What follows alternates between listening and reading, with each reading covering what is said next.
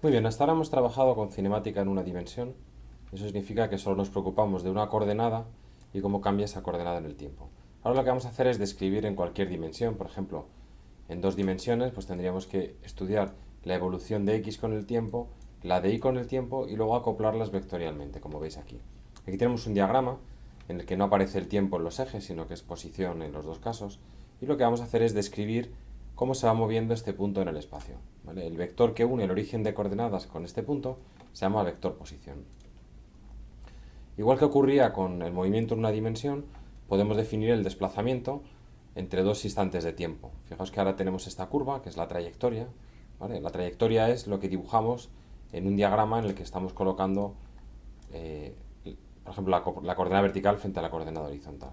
Entonces el desplazamiento es elijo dos tiempos, t2 y t1, y ahora lo que hago es restar los dos tiempos. Pero como no estoy restando números, sino que estoy restando vectores, aquí lo que tengo es este vector resta, como podéis ver en este diagrama.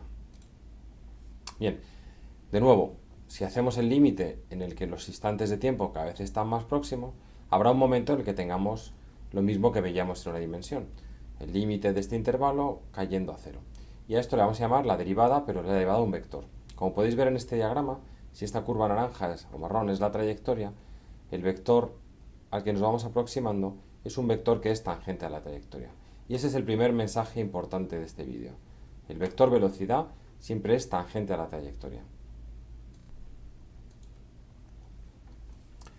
Como esto es un vector, podemos descomponer ese vector en dos ingredientes. El módulo, que sería simplemente la derivada del arco recorrido. El arco es la distancia moviéndonos por esta curva marrón con respecto al tiempo.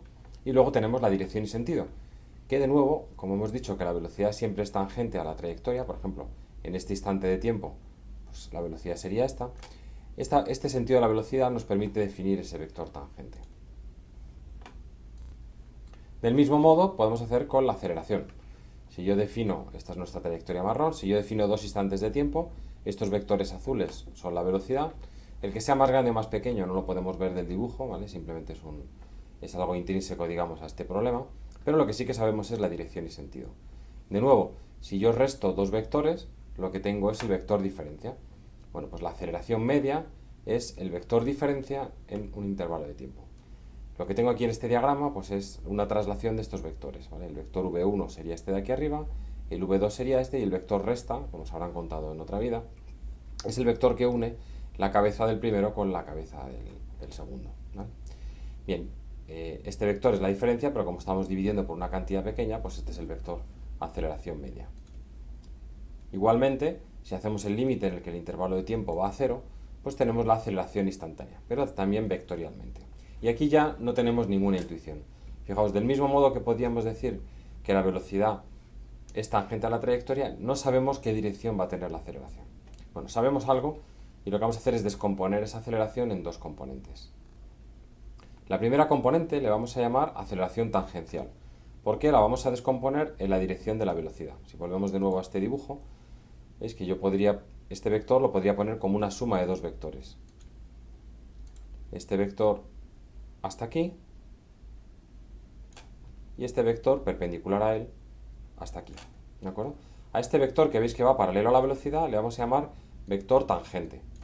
Y a este le vamos a llamar vector normal o centrípeto.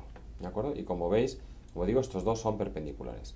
¿Por qué hacemos esto y no representamos respecto al eje X y al eje Y? Bueno, pues porque la aceleración va a ir moviéndose, en este punto pues puede ir así, por ejemplo, ¿vale? Y tener esa descomposición en dirección tangente y dirección normal pues va a ser mucho más conveniente. Esto nos permite definir también cuál es el módulo de esas aceleraciones tangente y normal, ¿vale? Así que la aceleración total será una cierta cantidad por un vector que va a tener módulo 1, que es paralelo a la velocidad, más otra cierta cantidad en metros por segundo al cuadrado por otro vector de módulo 1, que es perpendicular al vector tangente y que va dirigido siempre hacia la parte cóncava de la curva. Es decir, fijaos que si esto se curva así, el vector normal viene así. Imaginaos una trayectoria así. Bueno, pues en estas zonas el vector normal irá así, en estas zonas irá así, así, etc. Y en los puntos de inflexión, pues no tendremos vector normal, porque aquí es como si tuviésemos un movimiento rectilíneo que pasa por este punto. Bueno, no me voy a detener en la demostración, lo podéis leer en el Tipler, pero cuando uno define este pequeño ángulo y este pequeño arco, como hemos dicho que el módulo de la velocidad es la variación del arco con respecto al tiempo, bueno, pues se puede demostrar que la aceleración normal en módulo vale el módulo de aceleración normal vale el módulo de la velocidad al cuadrado partido por esta r, que es lo que se conoce como radio curvatura, que ahora explico un poquito más.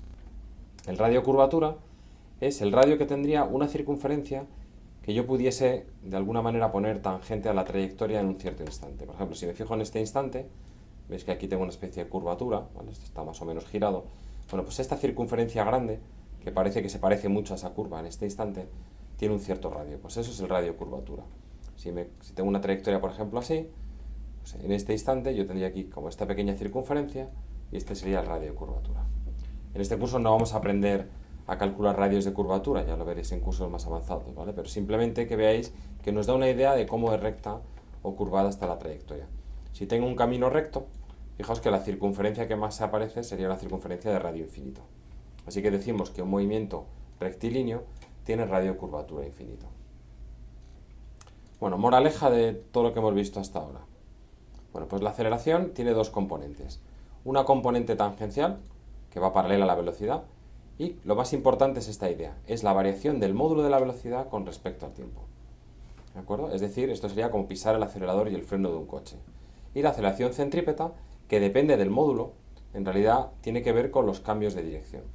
Así que esto es el acelerador y el freno, y esto es el volante. Esa es la idea más importante. Vamos a volver un momento hacia atrás y vamos a fijarnos en esta definición de vector velocidad instantáneo. Como veis, esto es la derivada del vector posición con respecto al tiempo. Y a su vez, el vector posición es el vector que tiene como componentes x e y multiplicadas por estos vectores perpendiculares. Entonces, todo lo que hemos aprendido de cinemática en una dimensión nos vale ahora. Por ejemplo, cuando decíamos que de x derivando yo puedo calcular v, pues ahora diremos que de x derivando yo puedo calcular la componente horizontal de la velocidad. Y de nuevo, derivando, yo puedo calcular la componente horizontal de la aceleración.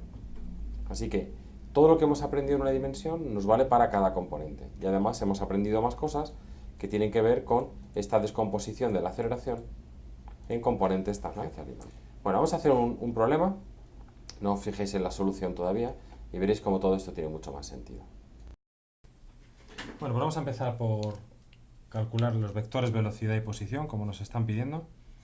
Y de nuevo, todo lo que sabíamos hasta ahora en una dimensión, pues nos vale para más dimensiones. En particular, si yo conozco la aceleración, el vector aceleración, puedo calcular el vector velocidad. ¿Cómo? Pues muy sencillo. Yo separo esto en componentes, componente X y componente Y. Y ahora busco la conexión que existe con la componente correspondiente en la velocidad. Y de nuevo, la pregunta del millón. ¿Qué tipo de aceleración tengo? Pues en este caso es uniforme, así que bueno, hago una separación de variables sencilla y ya podemos integrar. Así que vamos allá. De esta ecuación tendría diferencial de Vx igual a AX diferencial de t. En nuestro caso, diferencial de Vx igual a la aceleración en el eje X, que según el enunciado vale 6 metros por segundo al cuadrado, diferencial de t. Y ahora, segundo paso, integramos. Empezamos en t igual a 0 y nos dice que parte del reposo, porque la velocidad es nula en t igual a 0. Así que en ese instante la velocidad vale 0, en el instante t pues valdrá Vx. Integramos y tendremos Vx igual a 6t. ¿Vale? Podemos hacer lo mismo para el otro eje. En este caso la aceleración es constante también y vale 4 metros por segundo y la velocidad inicial también es 0. Así que directamente tendremos 4t. Bien, vamos con la posición. Pues la misma regla. Derivada de x con respecto al tiempo es Vx, derivada de y con respecto al tiempo es Vi. Sustituimos la v y hacemos separación de variables. Todo lo que depende del tiempo allí, todo lo que depende de x aquí. Así que tendremos diferencial de x igual a 6t, diferencial de t. Límites de integración. Pues ¿dónde empieza el problema? En 0. ¿Cuál es la componente x original del problema? Pues nos dicen que la posición inicial es R0 igual a 10i, ¿vale? Eso significa que solo tiene componente x, por lo tanto, esto empieza en 10. Esto acaba en t y esto acaba en x. Integramos, nos queda x igual a 10 más un medio de 6t cuadrado, es decir, 3 t cuadrado metros. Bien, por las mismas, aquí tendremos diferencial de y igual a la integral de 4t que teníamos aquí, diferencial de t. Y de nuevo, ¿dónde está la partícula en t igual a 0? Pues como solo tiene componente x, pues la componente y es 0. Esto irá hasta t, esto irá hasta y, integramos y nos queda y igual a 2t cuadrado. Así que ya tenemos posición para cualquier instante, velocidad para cualquier instante. Con la velocidad podemos calcular más cosas. Podríamos calcular el vector velocidad con sus componentes, es decir, esto sería 6ti más 4tj. También podemos calcular lo que en la parte de teoría llamamos el vector tangente, que se define t sub 0 como el vector velocidad partido por su módulo. ¿Vale? Si lo hacemos aquí, tendremos t sub 0 será igual al vector 6ti más 4tj partido por su módulo, que es la raíz cuadrada de la suma de los cuadrados de los componentes. Es decir, 6t al cuadrado más 4t al cuadrado.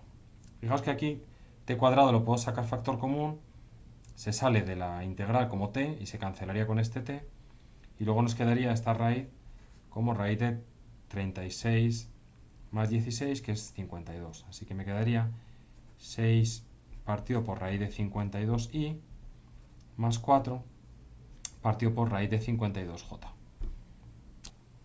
Un resultado curioso en este caso, fijaos, si copiamos aquí t sub 0 otra vez, nos ha quedado 6 partido por raíz de 52i más 4 partido por raíz de 52j.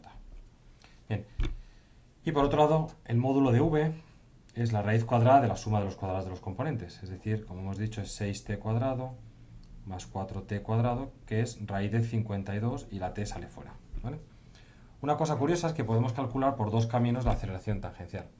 Por un lado, la aceleración tangencial es la proyección de la aceleración en la dirección tangente, es decir, sacaríamos ese valor multiplicando estos dos vectores. Un producto escalar es muy sencillo, porque esto será primera componente del vector a por primera componente del vector t sub 0 más segunda componente de a, que era 4, por segunda componente de este otro vector, raíz de 52. ¿Vale? Si os fijáis, esto nos queda 52 partido por raíz de 52, que es simplemente raíz de 52 metros por segundo al cuadrado. Y el otro camino es el que me interesaba más, y es que la aceleración tangencial se encarga de los cambios en el módulo de la velocidad.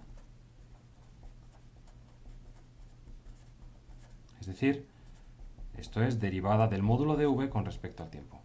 Como el módulo de v es raíz de 52t, pues nos queda derivada de raíz de 52t con respecto al tiempo igual a raíz de 52 metros por segundo al cuadrado, que como veis coincide con el resultado que hemos calculado con este producto escalar. Si nos pidiesen el vector aceleración tangencial, pues tendríamos que coger su módulo por el vector t sub 0. Es decir, nos quedaría 6i más 4j. Y si os fijáis, esto es la aceleración total. Entonces, si la aceleración yo la podía descomponer como aceleración tangencial más aceleración normal, y yo ya sé que la aceleración tangencial es igual que esta, despejando, la aceleración normal será la total menos la tangencial, en este caso igual a 0. ¿Y eso qué significa? Que esto sigue una trayectoria recta. Es decir, no tiene radio de curvatura, que es lo que nos preguntaba de radio de curvatura infinito. ¿Vale? ¿Cómo sé que la trayectoria es una línea recta?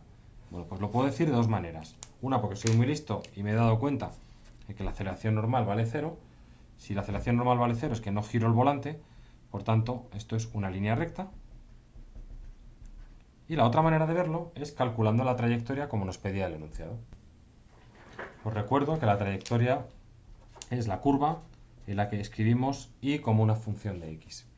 Si volvemos a la solución de antes, tenemos que x vale 10 más 3t cuadrado metros e y 2t cuadrado metros. Si yo quiero escribir y como función de x, lo que hay que hacer siempre es eliminar el tiempo de una de las ecuaciones. Por tanto, de aquí despejamos y nos queda t cuadrado igual a x menos 10 partido por 3. Y si sustituimos en esta otra ocasión nos queda y igual a 2 por t cuadrado, que es x menos 10 partido por 3. Total, 2 tercios de x menos 20 tercios. Y esto, mi pueblo, se llama la ecuación de una recta. Así que, moraleja del vídeo. Todo lo que sabíamos hacer antes para relacionar velocidades y aceleraciones y posiciones, ahora lo podemos hacer trabajando en componentes. Y esto nos permite pues, hacer lo mismo con cada una de las componentes. En 3 dimensiones pues, tendríamos a sub z y v sub z. Bien, también podemos combinar todos estos resultados y obtener el vector posición, el vector velocidad y el vector aceleración en componentes cartesianas. También hemos aprendido que yo puedo definir el vector tangente como el vector que sale dividiendo la velocidad por su módulo. Y que también yo puedo escribir la aceleración como una descomposición de dos vectores, un vector tangente y un vector normal. Este se encarga de los cambios en el módulo, voy a ponerlo así, y este se encarga de los cambios en dirección. En este problema, como el movimiento es en una línea recta, no hay cambios de dirección y por tanto toda la aceleración es aceleración tangente. Así que veis que es un problema bastante completito.